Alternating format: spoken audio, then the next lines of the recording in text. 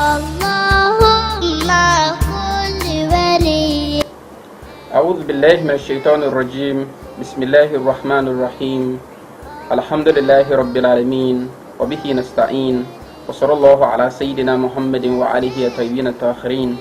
اللهم صل على محمد وآل محمد. In this episode, we are trying to look at the definition of Islam in the Bible. As far as the definition of Islam is concerned, what does the Bible says about it? When you look at the definition of Islam as it is accepted by all Muslims across the globe, Islam means peace and submission to the will of Allah. So the main words or the key words within this definition is peace and will.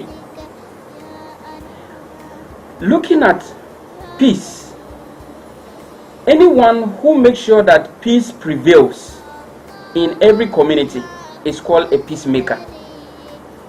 And Islam means peace, and the one who makes sure that peace prevails is called a peacemaker. So the word peacemaker means a Muslim, because anyone who practices Islam is a Muslim.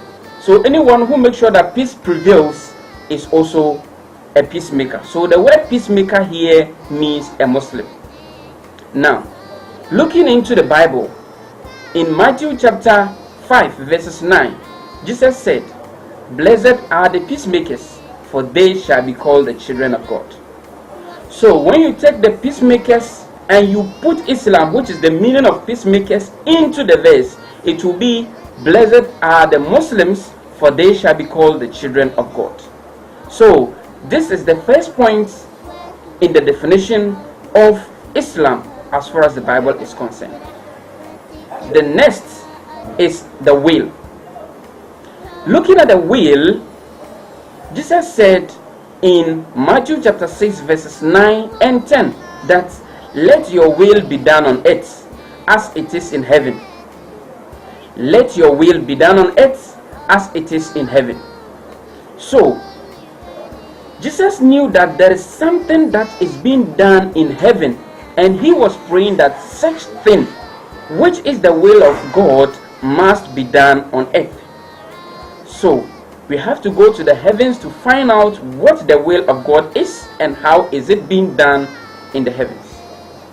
So we shall go to the Bible once again and look at Revelation chapter 7 verses 11. Revelation chapter 7 verses 11, it is written that, "And all the angels stood around the throne and around the four living creatures, and they fell on their faces in front of the throne in the worship of God."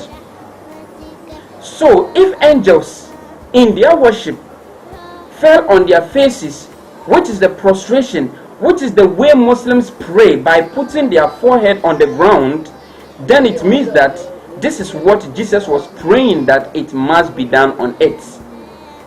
So if angels in heaven are prostrating, then it means Jesus was requesting for the work of prostration, that is prayer, in the Islamic way, that such a will of Allah must be done on earth. Now someone will ask, did Jesus Christ himself practice this? Did he pray with his forehead on the ground? We say yes. Looking at Matthew chapter 26 verses 39, it is written that "And he went a little further and fell on his face on the ground and prayed, saying, O God, if possible, let this cup pass from me, not as I will, but as you will." So Jesus Christ himself, after he prayed that let the will of Allah be done on earth, he also practiced that will of Allah in heaven on earth by praying with his forehead on the ground. Now, looking at the definition of Islam in the second perspective, we will understand that Jesus Christ submitted himself to the will of Allah. That is, he submitted himself to the will of God. All the prophets before Jesus Christ also submitted themselves to the will of God.